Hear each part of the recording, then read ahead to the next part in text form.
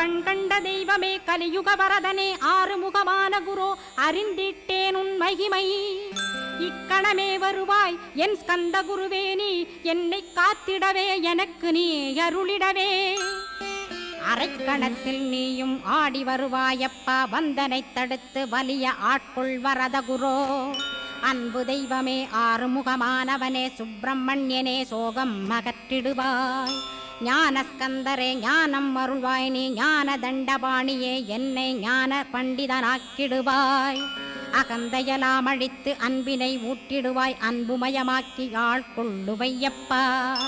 அன்பை என் உள்ளத்தில் அசைவின்று நிறுத்திவிடு அன்பையே கண்ணாக ஆக்கி காத்திடுவாய்